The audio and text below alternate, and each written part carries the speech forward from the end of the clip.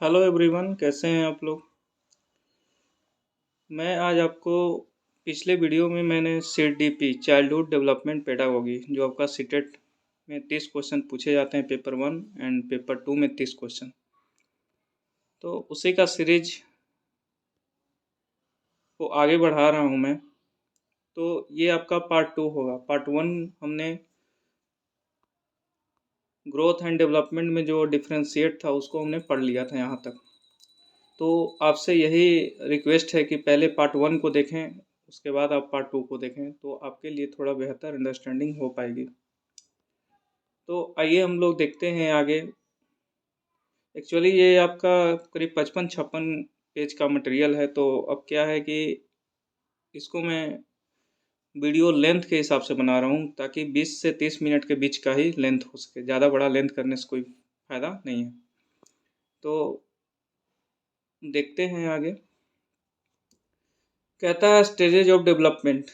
अगर आप पार्ट 1 देखेंगे तो पार्ट 2 आपको इजीली समझ में आ जाएगा, क्योंकि इसमें मैं ज़्यादा कुछ समझाऊंगा नहीं, पीछे क्या क्या किया, कैसे क्या कंटेंट है और कैसे हम लोग इस सीरीज़ को कंप्लीट करेंगे, तो फिर वही टाइम ज़्यादा लगेगा। इसमें ऑलरेडी हमने 4-5 मिनट उसमें लिया था पार्ट 1 में। तो आइए we move to next.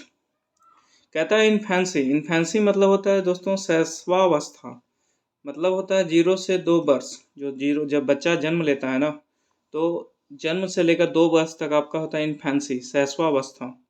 Early childhood पूर्व बाल्यावस्था 2 से 6 वर्ष। लेटर चाइल्डहुड, लेटर चाइल्डहुड आपका क्या हो गया, उत्तर बाल्यावस्था 6 से 12 वर्ष, 6 से 12 वर्ष। फिर एडोलेसेंस, एडोलेसेंस हो गया दोस्तों किशोरावस्था 12 से 18 वर्ष, 12 से 18 वर्ष। तो WHO वर्ल्ड हेल्थ ऑर्गेनाइजेशन का मानना है कि 10 से 19 वर्ष का आयु वर्ग किशोरावस्था के अंतर्गत आता है। जो लड़के 10 से 19 वर्ष के बीच में हैं, सॉरी लड़के नहीं, जो भी उस अवस्था में हैं, वो किशोरावस्था के अंतर्गत आते हैं। ठीक है। आगे नोट में क्या कहता है, आगे नोट में ये कहता है कि शैशवावस्था के पहले भी एक अवस्था होती है जिसे हम पेरेंटल प्रसव पूर्व अवस्था कहते हैं। ठीक है। शैशवावस्था के पहले भी एक अवस्था होती है जिसे पेरेंटल स्टेज, प्रसव पूर्व अवस्था कहते हैं। इस अवस्था में बच्चा गर्भ माँ के पेट में ही होता है। इसका समय अंतराल गर्भाधान से जन्म अर्थात 9 महीना 10 दिन यानी 280 दिन या 40 सप्ताह तक का होता है। इस अवस्था का पूर्ण विकास गर्भवती माँ पर निर्भर करता है। अब हम लोग देखते हैं पार्ट वाइज कैसे, जैसे इन्फेंसी में क्या क्या होता है, अर्ली चाइल्डहुड में क्या होता है, लेटर चाइल्डहुड क्या होता है, एडोलसेंस, इन सभी टॉपिक का हम लोग इलोबरेट तरीके से देखते हैं। तो पहला है आपका इन्फेंसी। इन्फेंसी मतलब हो गया जन्म 0 से 2 वर्ष तक। ज्ञानेंद्रियों सेंस से सीखता है। उस समय क्या होता है, वो सेंस से सीखता है। मोटर एक्शन गति क्रिया करके सीखेगा। प्याजे का भी कहना है, प्याजे का भी कहना है कि वो मोटर एक्शन के करके सीखेगा। फिर सेंसिटिव पीरियड खतरा भरा होता है। ये जो होता है ना लाइफ 0-2 वर्ष, ये खतरा भरा होता है, क्योंकि उस समय बोल नहीं पाता है वो, उसके साथ किसी तरह कोई परेशानी हो रहा है तो उसको आपको समझना पड़ेगा। That is very dangerous stage. Physical development mental development fast होती है। इस समय क्या होता है, उसका फिजिकल ग्रोथ देखते हैं, तेल मालिश खूब होता है इस उम्र में। तो क्या होता है इसमें, बॉडी का लेंथ डेवलपमेंट और मेंटल डेवलपमेंट ज़्यादा होता है। अगला है आपका पूर्व बाल्यावस्था, अर्ली चाइल्डहुड। ये आपका हो जाता है 2 से 6 वर्ष तक। टॉय स्टेज, इसमें खिलौना आयु बोला जाता है। इस समय खेलने कूदने का उम्र होता है। प्ले एज इसको बोलते हैं। एरिक एरिक्सन कहता है फास्टेस्ट लैंग्वेज डेवलपमेंट। इस उम्र में लोग जो है ना, लैंग्वेज का डेवलपमेंट बहुत तेज़ी से होता है। जिस भी लैंग्वेज वाले इन्वायरमेंट में रह रहे होते हैं तो वो जल्दी कैच कर पाते हैं उस लैंग्वेज को। इसको बोलते हैं इमिटेटिव एज, नकल करके सीखना। इसमें नकल करने की जो टेंडेंसी है ना, बहुत ज़्यादा होती है इस अवस्था में, अर्ली चाइल्डहुड में। भाषा विकास के लिए पूर्व बाल्यावस्था, sensitive critical fastest language development, संवेदनशील बहुत ज़्यादा होता है इसमें। Physical development fastest after birth, socialisation is also rapid. फिर आता है लेटर चाइल्डहुड, उत्तर बाल्यावस्था। यह उम्र एज हो गया कितना, एज फैक्टर 6 से 12 वर्ष तक। टोली अवस्था बोलते हैं, gang age, game age, sport age होता है ये। एलिमेंट्री स्कूल एज होता है। इसमें क्या होता है, बच्चे स्कूल में एडमिशन ले लिए होते हैं। लॉन्ग टर्म फ्रेंडशिप एज, और इसमें जो दोस्त बनते हैं वो लंबे समय तक बनते हैं। फिजिकल डेवलपमेंट इसमें स्लो होता है। स्यूडो मैच्योरिटी मिथ्या परिपक्वता, मोटर डेवलपमेंट फास्ट होता है। लेटेंसी स्टेज सुस्पता अवस्था पीरियड, फिर इंडस्ट्री वर्सेस इंफीरियोरिटी इरेक्शन, फिर कहता है कंक्रीट ऑपरेशनल पियागेट, फिर आता है एडोलेसेंस किशोरावस्था, तो ये कहता है ट्रांजिशनल पीरियड परिवर्तन का काल होता है जिसको संक्रमण काल बोलते हैं। गोल्डन पीरियड स्वर्णिम काल, स्ट्रेस एंड स्टॉर्म तो तनाव और तूफान की अवस्था स्टैनली हॉल के द्वारा। फिर कहता है लीडरशिप स्किल, फिर कहता है lack emotional stability. Identity crisis का अर्थ है कि बच्चा यह ढूंढ रहा है मैं हूँ कौन, है ना। इस समय वो अपने आप को आइडेंटिफाई कर पाता है कि मैं हूँ तो आखिर कौन हूँ। एरिक इरिक्सन के अनुसार उनका कहना है कि इस उम्र में जो है ना एडोलेसेंस में वो अपने आप को ढूंढ रहा होता है कि मैं हूँ तो मैं कौन हूँ। ब्रिज पीरियड होता है ये एडोलेसेंट ईगो सेंट्रिसिज्म स्प्रिंग सीजन बसंत ऋतु इसको बोलते हैं। तो अब देखते हैं हम लोग चाइल्डहुड मान लो बचपन, फिर ये ब्रिज हो गया एडोलेसेंस किशोरावस्था, ये आपका एडल्टहुड हो गया, ठीक है ना। फिर नेचर देखा जाए तो हेरिडिटी स्टैटिक रुका हुआ होता है इस समय, ठीक है। उसके बाद जो नेचर नर्चर में चेंज हो जाता है, मतलब इन्वायरमेंट के अनुसार उसमें क्या है बहुत सारा चेंजेज आते हैं, डायनेमिक नेचर का हो जाता है। इसमें स्टैटिक होता है चाइल्डहुड में, उसके बाद डायनेमिक खुद को सोचने की क्षमता इससे इसमें बढ़ जाती है। एडिटिव नहीं होते हैं, हेरिडिटी प्लस इन्वायरमेंट नहीं होता है इसमें। फिर कहता है हेरिडिटी इनटू इन्वायरमेंट होते हैं, अर्थात आनुवंशिकता और वातावरण विकास में बराबर के हकदार होते हैं। हेरिडिटी क्या होता है फिक्स्ड बाई स्टैटिक, फिर इन्वायरमेंट क्या होता है डायनेमिक बाई चेंजेबल परिवर्तनशील है। तो कहता है heredity can best be viewed as something that sets a range basis within which an individual development is actually shaped by support and opportunity of the environment. आगे कहता है दोस्तों principle of development, development is continuous. Development आपको बताया था मैंने कि growth एक मैच्योरिटी लेवल तक होकर रुक जाती है, लेकिन डेवलपमेंट आपको कब्र तक, है ना, गर्भ से लेकर कब्र तक आपको होते ही रहता है एक लेवल तक। फिर कहता है दोस्तों कि डेवलपमेंट इज सेक्वेंशियल या ऑर्डरली। फिर rate of development varies person to person, जो डेवलपमेंट होता है ना पर्सन टू पर्सन वेरी करता है। फिर कहता है development proceed from general to specific. फिर कहता है growth and development is a product of both heredity and environment. Development is predictable, development is predictable. फिर कहता है there is a constant interaction between all factors of development. फिर कहता है all type of development are interrelated. अब आते हैं principle of direction, तो जो डायरेक्शन है उसके बारे में पढ़ते हैं। तो डायरेक्शन आपका हो गया सेप्लोकॉडल लंबवत या लॉन्गिट्यूडनल, और दूसरा हो गया प्रॉक्सी मॉडिस्टल नियर टू फार, है ना। तो ये आपका कहता है सिरोध पदोमुखी, ये हो क्या हो गया हेड, ये हो गया टोए, तो इस हो गया ना ये हो गया लंबवत डेवलपमेंट, ठीक है। और ये देखें तो इस सेंटर से फेरी मतलब आप अगर सेंटर पे हैं तो आप अपना जैसे सेंटर हो गया तो आप अपना डेवलपमेंट जो है ना अपने सराउंडिंग इन्वायरमेंट के अनुसार चारों तरफ अपने आप को डेवलप कर रहे हैं, है ना। ये दो तरह का डेवलपमेंट हो गया, ठीक है। आप अपने आप को नियर हैं लेकिन दूर तक आप डेवलप कर रहे हैं, सोच पा रहे हैं, ये हो गया आपका प्रॉक्सी मॉडिस्टल। और लंबवत मतलब कि आपका हाइट ऐसे बढ़ रहा है, ठीक है। जन्म के समय बच्चों का सिर शरीर का 1/4 25% होता है, समझ में आया। जब बच्चा जन्म लेता है ना तो जो उसका हेड होता है ना पूरे शरीर का 25% हिस्सा होता है। आएगा था व्यक्तिगत विभिन्नताएं इंडिविजुअल डिफरेंस, तो आइए देखते हैं इंडिविजुअल डिफरेंस क्या है। कहता है इंडिविजुअल डिफरेंस दुनिया की प्रत्येक प्रजातियों में पाई जाती है, कोई भी प्रजातियां समान नहीं होती है। उदाहरण के लिए दो बंदर भी एक जैसे नहीं दिखते, बिल्कुल राइट, सही बात है। अब मान लो जैसे आजकल आधार कार्ड का टेंडेंसी हो गया है, तो सोचो सबका आधार फिंगरप्रिंट बेस्ड है, तो फिंगर ऐसा मतलब आइडेंटिटी हो चुका है कि किसी का मैच नहीं करता, है ना। अगर मैच करता तो फिर तो ये वैलिड ही नहीं होता। तो सोच सकते हैं कितने हाई लेवल का जो है आइडेंटिटी बनाकर ऊपर वालों ने भेजा है। तो वही कह रहा है कि दो बंदर भी एक जैसे नहीं दिखते हैं, उनमें किसी न किसी स्तर पर विभिन्नताएं अवश्य ही पाई जाती है। इंडिविजुअल डिफरेंस या variation are common within and across all species. आगे कहता है variation add colour and beauty to nature. Variability is a fact of nature and individual are no exception to this. आगे कहता है दोस्तों respect individual difference and don't laugh at other. बहुत बड़ी बात है ये लाइन, तो छोटी है, बहुत बड़ी बात है कि हमेशा किसी के इंडिविजुअल को रेस्पेक्ट कीजिए, है ना, और उसके डिफरेंस को लेकर एक दूसरे से हंसी मजाक न करें, क्योंकि वो अपने हाथ में नहीं है। They varies in terms of physical characteristic such as height, weight, strength, hair colour. They may be intelligent और डल, डोमिनेंट और सबमिसिव, क्रिएटिव और not so creative, outgoing और विथड्रॉन। कहता है आगे the list of variation can be endless. जो list of variation है ना वो इंडलेस है, कोई अंतिम छोर तक नहीं पहुंच पाया। रिसर्च भी इसमें फेल है कि आखिर ये कहाँ तक वेरिएशन हो सकता है। Don't find anyone.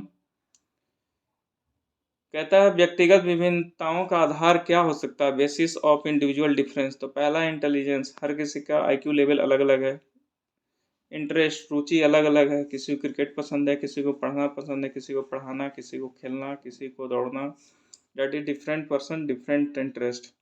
फिर वैल्यूज, फिर कहता है एप्टीट्यूड अभिक्षमता, फिर पर्सनालिटी व्यक्तित्व। हर किसी का अपना अपना व्यक्तित्व है। राहुल द्रविड़ अपने पर्सनालिटी में रहते हैं, तो विराट कोहली अपने पर्सनालिटी में रहते हैं। है तो क्रिकेट ही है, लेकिन पर्सनालिटी तो कहीं ना कहीं अपना अपना व्यूज है खेलने का, समझने का।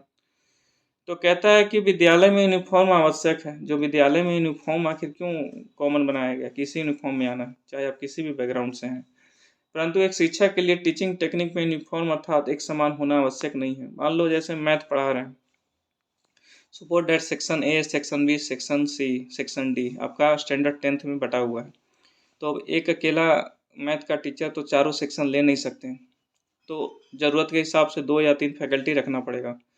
तो यूनिफॉर्म तो कॉमन है सबको, सेक्शन जितने हैं, section A B C D, सब सारे सेक्शन में तो सभी बच्चे एक ही यूनिफॉर्म में आएंगे। लेकिन जो टीचर या फैकल्टी 2 या 3 होंगे तो सबका टीचिंग जो टेक्निक है ना वो सबका सेम नहीं हो सकता, वो होना भी नहीं चाहिए। सबको अपने तरीके से पढ़ाना समझाना, है ना, वो अपना अपना हो सकता है। नेक्स्ट कहता है क्योंकि प्रत्येक बच्चों के पास अपनी अलग अलग अभिरुचि होती है, इसलिए बच्चों की अभिरुचि के आधार पर एक शिक्षक को टीचिंग टेक्निक फॉलो करना चाहिए। ये नहीं कि एक ही टेक्निक द्वारा सारे बच्चों को ज्ञान का साझा करें। ठीक है, आगे कहता है दोस्तों, थोड़ा ब्राइटनेस की कमी हो रही है तो मैं थोड़ा देखता हूँ इसको क्या कर सकते हैं। ठीक है, अब तो ब्राइटनेस आ गया। शिक्षक के लिए क्या होता है, तो शिक्षक के लिए कहता है आपका कि यूनिफॉर्म इंस्ट्रक्शन, है ना, यूनिफॉर्म इंस्ट्रक्शन एक रूप अनुदेशन नहीं होना चाहिए। ये कटा हुआ है मतलब नहीं होना चाहिए। फिर डिफ्रेंशिएटेड इंस्ट्रक्शन ये होना चाहिए, ये होना चाहिए, ये नहीं होना चाहिए। ठीक है, और ये होना चाहिए, ये नहीं होना चाहिए। कहता है यदि बच्चों का ग्रुप बनाए तो विभेदी अनुदेशन का प्रयोग होना चाहिए, है ना। बच्चों का ग्रुप बना दिए तो ऐसा नहीं, सबका अपना अपना इंडिविजुअल थिंकिंग है, पर्सनालिटी है, तो सबको लेकर चलना है ग्रुप में। आगे कहता है कि होमोजेनियस नहीं हेट्रोजेनियस बनाए, है ना। होमोजेनियस नहीं बनाए, एक समान नहीं बनाए, हेट्रोजेनियस, डिफरेंट लोगों को एक कॉमन प्लेटफॉर्म पर लाने का प्रयास किया जाए। होमो मीन्स होता है सेम, तो अतः सेम एबिलिटी वाले एक ग्रुप में ऐसे नहीं हो सकता है, वैसे विकास रुक जाएगा। कहता है इंडिविजुअल डिफरेंस दो फर्दर कैटेगराइज किया गया है 2 पार्ट में। पहला है इनहेरिटेड अनुवांशिक और एक्वायर्ड अर्जित। तो जो आपका अनुवांशिक है ना वो आपका फर्दर 3 क्लासिफाइड किया गया 3 पार्ट, फिजिकल, मेंटल और टेम्परामेंटल। तो और जो एक्वायर्ड हो गया ना अर्जित, वो आपका 4 फैक्टर में, social, cultural, educational and emotional. तो अब आते हैं हम लोग मोटिवेशन के बारे में थोड़ा बहुत समझते हैं। मोटिवेशन क्या है, यहाँ तक आप समझ गए होंगे और वीडियो को 1-2 बार देखेंगे तो आपको थोड़ा क्रिस्टल क्लियर और अच्छे से हो सकता है कंसेप्ट। तो कहता है motivation is a process that influence the direction, persistence and vigour of goal directed behaviour. तो मोटिवेशन मतलब अभिप्रेरणा, ये 2 पार्ट में है, इंटरनल इंट्रिंसिक और एक्सट्रिंसिक एक्सटर्नल। ये हो गया आंतरिक, ये हो गया बाह्य। तो कहता है लोकस ऑफ कंट्रोल इंटरनल और लोकस ऑफ कंट्रोल एक्सटर्नल। तो अब इंटरनल एक्सटर्नल क्या है देखते हैं आगे। तो अंतर आत्मा से इंटरनल की आपकी अंतरात्मा क्या बोलती है। तो एक्सटर्नल हो गया लोभ की दृष्टि से, ठीक है ना, जैसे रिवार्ड, सैलरी, मार्क। तो जो अमेरिकी मनोवैज्ञानिक हैं B.F. स्किनर, फ्रेडरिक स्किनर का अभिप्रेरणा के संबंध में मानना है कि मोटिवेशन नेशनल हाईवे की तरह होता है। जो मोटिवेशन है ना, नेशनल हाईवे की तरह होता है। जितना अच्छा मोटिवेशन होगा, सक्सेस रेट उतना ही अच्छा होगा, है ना। तो आप अपने आप को कितना मोटिवेट रखते हैं, उसी पे डिपेंड करता है कि आपका सक्सेस रेट कितना जल्दी होने वाला है। इसलिए कहा गया है कि आप किसी भी परिस्थिति में रहें, लेकिन अपने आप को मोटिवेट और अपने आप को खुश रखें। हाँ, क्योंकि सेल्फ सेटिस्फैक्शन बहुत ज़्यादा ज़रूरी है। खुश रहने के लिए कोई अलग टाइम या अलग कोई आपके पास मोटिवेशन लेकर नहीं आएगा। वो आपको खुद ही अंदर से आपको सेल्फ मोटिवेटेड और खुश रहने की टेंडेंसी डालना पड़ेगा, ठीक है, चाहे परिस्थिति कैसी भी हो। नेक्स्ट, बच्चों में इंटरनल आंतरिक अभिप्रेरणा को बढ़ावा देना चाहिए, ठीक है। अब कहते हैं साइकिल ऑफ मोटिवेशन। इसको अच्छे से समझते हैं हम लोग इस डायग्राम को। अगर मेंस में आता है आपको मोटिवेशन के बारे में, तो ये आप डायग्राम बना सकते हैं। तो हमें लगता है 2 मार्क्स तो इसी के मिल जाएंगे आपको। तो कहता है अभी प्रेरणा का चक्र, साइकिल ऑफ मोटिवेशन, NDA और GAR, ठीक है। तो अब पहला देखिए क्या कहता है, यहाँ से शुरू करते हैं। तो नीड, हमें आवश्यकता क्या है, आखिर मोटिवेशन रहने की आवश्यकता क्या है, क्यों क्यों रहना हमें मोटिवेट। कोई तो पर्पस होना चाहिए, कोई तो टारगेट होना चाहिए, कोई तो भविष्य में एक पोजीशन लेने के लिए उसके बारे में तत्परता होना चाहिए। जैसे मान लो हमें कोई एग्ज़ाम क्लियर करना है, तो कोई एग्ज़ाम को हम लोग फिक्स करेंगे, उसके अकॉर्डिंग हम लोग उसको पढ़ेंगे, समझेंगे और इस तरह से मोटिवेट होते हुए उस काम को अंजाम देंगे। तो आवश्यकता पहला हो गया। दूसरा ड्राइव, कि उसको आगे बढ़ाना कैसे। थर्ड हो गया एरोजल, उत्तेजना। फिर हो गया आपका गोल डायरेक्टेड बिहेवियर, दिशा निर्देशित व्यवहार, है ना, डायरेक्शन होना चाहिए। अगर आपको IAS बनना है, अच्छी बात है, आपने एक आवश्यकता को चुन लिया, IAS बनना है, तो उसको ड्राइव भी करना है, फिर उसके लिए उत्तेजना भी रहना है ना, चौकन्ना रहना है। फिर उसको दिशा डायरेक्शन में उसका स्टडी करना है। फिर अचीवमेंट, छोटी छोटी उपलब्धि, जैसे आपने नोट्स बना लिया या आज का आपने रूटीन को फॉलो कर लिया, तो उस उपलब्धि को लेकर भी आप सेल्फ मोटिवेट हो सकते हैं। फिर कहता है कि रिडक्शन ऑफ अराउजल, उत्तेजना में कमी, अगर इस तरह का कुछ हो रहा है तो फिर आप उसके बारे में रिव्यू लीजिए और आगे बढ़िए। तो ये हो गया आपका साइकिल ऑफ मोटिवेशन।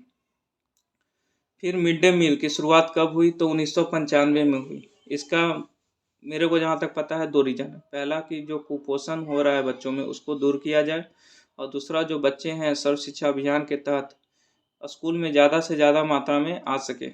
चाहे रीज़न जो भी हो, कि चलो खाना मिलेगा तो चलते हैं स्कूल। इससे क्या होगा कि हमारा समाज, सोसाइटी एजुकेटेड होगा। तो इसलिए मिड डे मील शुरुआत 1995 में किया गया था। ओके। फिजिकल नीड्स, शारीरिक आवश्यकताएं। कहता है सर्वाइवल नीड्स, अस्तित्व की ज़रूरत। कहता है food, water, shelter, sleep, mid day meal, है ना। फिजिकल नीड्स क्या कहता है कि शारीरिक आवश्यकताएं, सर्वाइवल नीड्स, अस्तित्व की ज़रूरत, food, water, shelter, sleep, mid day meal. अब आते हैं नेक्स्ट, वेरी इंपॉर्टेंट है आपका Abraham Maslow needs hierarchy. Abraham Maslow needs hierarchy, Maslow की आवश्यकता अनुक्रम सिद्धांत। तो ये आप डायग्राम से आप समझ सकते हैं डायग्राम क्या कहता है। तो पहले हम लोग देखते हैं नीचे से, साइकोलॉजिकल नीड्स, शारीरिक आवश्यकताएं। शारीरिक, हमारे शरीर के लिए क्या क्या आवश्यकता है ना। तो हमेशा लो टू हाई की बात करेंगे हम लोग, ठीक है। तो साइकोलॉजिकल नीड्स, शारीरिक आवश्यकताएं, तो कहता है एयर, हवा ज़रूरत है हमारे लिए, पानी, फूड, खाना, रहना, सोना, क्लोथिंग, रिप्रोडक्शन, ये सभी चीज़ें हमारे लिए ज़रूरी है। फिर उसके बाद सेफ्टी नीड्स, सुरक्षात्मक आवश्यकताएं। तो सुरक्षात्मक आवश्यकताएं क्या क्या हो सकता है, तो आपका पर्सनल सिक्योरिटी, एम्प्लॉयमेंट, जॉब होना चाहिए, रिसोर्स, हेल्थ, प्रॉपर्टी, ये सब हो गया आपका सुरक्षात्मक आवश्यकताएं। नेक्स्ट आपका लव एंड बिलोंगिंग, प्रेम व अपनत्व की आवश्यकताएं, जैसे फ्रेंडशिप, एक सोसाइटी में आपके अपने चाहने वाले भी लोग हों, इंटीमेसी, फैमिली होनी चाहिए, सेंस ऑफ कनेक्शन होनी चाहिए, ठीक है। फिर आगे आता है कि सम्मान की आवश्यकताएं, आखिर हमें समाज में लोग हैं तो उनकी आवश्यकता है तो क्यों है? तो पहला रिस्पेक्ट, हम गिव रिस्पेक्ट टेक रिस्पेक्ट, हम दूसरों को इज्जत दें, कोई हमें भी इज्जत दे। सेल्फ एस्टीम, स्टेटस एक होना चाहिए समाज में कि हमारा क्या प्रोफाइल है, स्टेटस है। रिकॉग्नाइजेशन, स्ट्रेंथ और फ्रीडम, आज़ादी होनी चाहिए हमें सोचने की, समझने की, किसी भी काम को करने की, जिससे किसी का प्राइवेसी का हनन न हो, उसका भी ध्यान रखना है। नेक्स्ट है दोस्तों, दैट इज वेरी इंपॉर्टेंट, आत्मसिद्धि, है ना। इसी को कहते हैं मोक्ष की प्राप्ति, है ना। तो मैं क्या कर रहा हूँ, सेल्फ एक्चुअलाइजेशन, आत्मसिद्धि, desire to become the most that one can be, मतलब आप जो बनना चाहते हैं, जो करना चाहते हैं, वो भी आपके लाइफ में कंप्लीट हो एक समय के बाद, दैट इज सेल्फ एक्चुअलाइजेशन। तो ये हमने क्या पढ़ाया, Abraham Maslow needs hierarchy, Maslow की आवश्यकता अनुक्रम सिद्धांत। अब आगे आता है आपका कि आईक्यू के आधार पर लोगों का वर्गीकरण किया गया, ठीक है, classification of people on the basis of IQ. जैसे आईक्यू अलग अलग है, जैसे आप देख सकते हैं एक मूवी आया था आपका ऋतिक रोशन का, तो उस मूवी में ये दिखाया गया था जो कि आईक्यू लेवल कितना उनका तेज था, जो उन्होंने वो फ्यूचर देखने वाली कंप्यूटर भी उन्होंने बना दिया था। वैसा रियल में नहीं है, लेकिन ठीक है, एक दिखाया तो गया आईक्यू लेवल कितना हाई हो सकता है। तो फिर उनके बच्चों में भी ये चीज़ें ट्रांसफ़र हुई, तो एक जेनेटिक्स करेक्टर डेवलप हुआ, ठीक है, that is different part, but आप कहीं ना कहीं इस चीज़ को लिंक कर सकते हैं कि आईक्यू आखिर होता क्या है। तो classification of people on the basis of IQ, super computer क्या वही बना सकते थे, और भी तो लोग थे उस समय, तो उन्होंने ही क्यों बनाया, क्यों? क्योंकि उनका लेवल आईक्यू लेवल हाई है, ठीक है। आईक्यू का फुल फॉर्म होता है इंटेलिजेंस कोसेंट, मतलब बुद्धि लब्धि।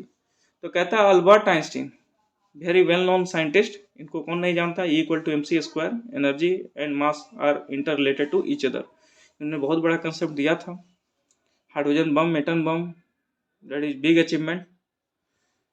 Albert Einstein was a German-born theoretical physicist and philosopher of science whose estimated IQ score is about 160 point। देखिए अब IQ लेवल एक जो है ना स्केल के बेसिस पर IQ लेवल डिसाइड होता है कि आप डल हैं, एवरेज हैं, सुपेरियर हैं, वेरी सुपेरियर हैं। तो उन्होंने अल्बर्ट आइंस्टाइन जो थे ना, उनको एस्टिमेटेड IQ लेवल 160 पॉइंट तक उनको मतलब मापा गया था। तो देखते हैं आगे कि स्टैनफोर्ड बाइनेट इंटेलिजेंस स्केल, जो स्टैनफोर्ड है ना, उन्होंने एक इंटेलिजेंस आईक्यू लेवल को नापने का एक स्केल दिया हुआ है। तो देखिए आगे क्या है, तो कहता है जैसे आप अगर बिलो 20 आपका आईक्यू लेवल है, तो इसका मतलब इडियट कैटेगरी में आते हैं। तो अपने आप को आप मेजर कर सकते हैं कि आपका आईक्यू लेवल क्या है। अगर कोई इडियट कह रहा है तो समझिए आपका बिलो 20 आईक्यू लेवल है। फिर कहता है कोई इम्बेसिल, तो आपका 20 to 49 आपका आईक्यू लेवल है, ठीक है। फिर कहता है मोरोन, मतलब 50 to 69 आपका आईक्यू लेवल है। बॉर्डर लाइन डिफिशियंसी 70 to 79 आपका जो है आईक्यू लेवल है। फिर कहता है डल, डल मतलब हो गया 80 to 89, है ना। फिर एवरेज, अगर एवरेज स्टूडेंट हैं, एवरेज आदमी हैं, तो आपका 90 to 109 आपका आईक्यू लेवल है। अगर आप सुपेरियर हैं, इसका मतलब आईक्यू लेवल आपका 110 to 119 है। अब वेरी सुपेरियर है ना, तो आपका 120 to 139 आपका जो है इंटेलिजेंस स्केल है।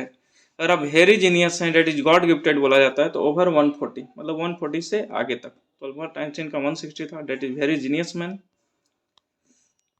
कहता है आगे कि इंटेलिजेंस शब्द की उत्पत्ति जो है ना लैटिन भाषा के इंटेलिजेंस से हुई थी। इसका अर्थ टू अंडरस्टैंड होता है, मतलब कोई बच्चा इंटेलिजेंस है तो किसी भी बात को कितनी आसानी से समझता है, that is intelligence scale. Intelligence heredity से अधिक प्रभावित होती है, ठीक है। Intelligence is ability to reason, adopt and learn. वही मैं बताया कि इंटेलिजेंस के बेसिस पर आप जो है ना किसी भी चीज़ को सीखना समझना बहुत तेज़ी से आप कर सकते हैं। कोई एक बार में ही समझ जाता है किसी भी बात को, किसी को है कि 5 बार समझाना पड़ता है, तब भी उसको थोड़ा मुश्किल होता है, डेट इज इंटेलिजेंस। आगे कहता है कंसेप्ट ऑफ आईक्यू। तो आईक्यू कहता है आपका कैसे मेजर करते हैं, तो मेंटल एज, फिर chronological age, biological age into 100, ठीक है। M A mental age, chronological age into 100, मतलब मेंटल मतलब हो गया दोस्तों मानसिक आयु, और क्रोनोलॉजिकल एज मतलब हो गया वास्तविक आयु इंटू 100। तो एज फॉर एग्जाम्पल हम लोग समझते हैं, जैसे मान लेते हैं यदि किसी बच्चे की रियल एज 10 वर्ष है, ओके, किसी बच्चे का रियल एज 10 वर्ष है, उसका दिमाग 12 वर्ष के बच्चे के जैसा काम करता है। वही मैं फिर एग्जांपल लूंगा ऋतिक रोशन का जो मूवी था आपका तो बच्चा तो था 6ठा क्लास का, लेकिन ऐसा उसको मतलब दिमाग ट्रेंड हो गया, तेज हो गया, जो भी आशीर्वाद मिला मतलब, तो उसका दिमाग जो है 10वें लेवल के बच्चों के जैसा काम करने लगा। वो देखते थे 10वां क्लास का मैथ सॉल्व कर देता था। तो जस्ट लाइक वही आपका एग्जांपल है कि अगर आपका रियल एज 10 वर्ष है, लेकिन आपका दिमाग जो है 12 वर्ष के बच्चे के जैसा काम करता है, तो कैसा IQ लेवल निकालेंगे? तो जिस बच्चों के जैसा आपका काम कर रहा है, IQ लेवल जो आपका है उसको ऊपर लिखेंगे, यानी 12 हमें काम कर रहा है। लेकिन रियल एज तो 10 साल हो रहा है इंटू 100, तो अब क्या हो जाएगा? IQ लेवल हो जाएगा आपका 120। तो 120 आ गया। तो अब क्या है कि ये आपका चार्ट आप देख सकते हैं 120 किस में लाई कर रहा है। तो 120 या तो सुपेरियर और वेरी सुपेरियर के लाइन पर है। सुपेरियर समाप्त होता है तो वेरी सुपेरियर स्टार्ट होता है। तो आप ये कह सकते हैं सुपेरियर लेवल का उसका माइंड है। ओके, तो एवरेज IQ का क्या रेंज था? 90 टू 110। ठीक है। Chronological age is the biological age from birth. जो बर्थ है, जैसे हमारा जो एक्चुअल डेट ऑफ बर्थ है वो हो गया आपका क्रोनोलॉजिकल एज। लेकिन मानसिक आयु हमारा अभी जो है, मान लो किसी का कम भी होगा। जैसे क्या कम होगा? मान लो 10 वर्ष का उम्र है, लेकिन उसका अभी भी दिमाग जो है 6 वर्ष के बच्चा के जैसा काम करता है। तो 6 वर्ष के बच्चा के जैसा काम कर रहा है और 10 वर्ष उम्र हो रहा है, तो इंटू 100। तो अब इसका एक जीरो कट जाएगा, तो आपका हो जाएगा IQ लेवल 60।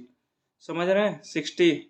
तो 60 हो गया, तो 60 हो गया, तो आपका 60 हो गया, तो 60 के अनुसार आपका इसमें देखते हैं, तो 60 आपका क्या हो गया? इसमें मोरन के एज में आ गया।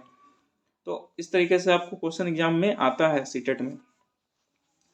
अब कहता है इन 1905 फर्स्ट इंटेलिजेंट टेस्ट, पहला बुद्धि परीक्षण हुआ था अल्फ्रेड बाइनेट और थियोडोन साइमन का। फिर 1908 में मेंटल एज का कंसेप्ट अल्फ्रेड बाइनेट के द्वारा दिया गया था, मेंटल एज का। फिर 1912 में IQ कंसेप्ट आया, किनके द्वारा? विलियम स्टर्न के द्वारा। तो ये आपका इंपॉर्टेंट है, इसको एक दो बार लिख लेंगे कहीं या इसको पढ़ लेंगे। 1905 में जो है आपका फर्स्ट इंटेलिजेंट टेस्ट, पहला बुद्धि परीक्षण अल्फ्रेड बाइनेट और थियोडोन साइमन के द्वारा आया। फिर 1908 मेंटल एज का कंसेप्ट अल्फ्रेड बाइनेट के द्वारा, और 1912 में आपका IQ कंसेप्ट विलियम हस्टन के द्वारा दिया गया। तो अब क्या है? Creativity and intelligence. वीडियो का लेंथ हमारा देख सकते हैं आप 27 मिनट का ऑलरेडी हो चुका है। 27 मिनट का ऑलरेडी हो चुका है।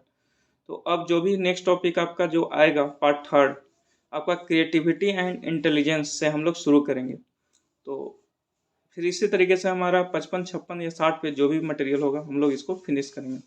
तो जैसा भी लगे आपको जरूर कमेंट बॉक्स में आप लाइक डिसलाइक जिस माध्यम से हो हमें बताएं कि और क्या बेहतर किया जा सकता है।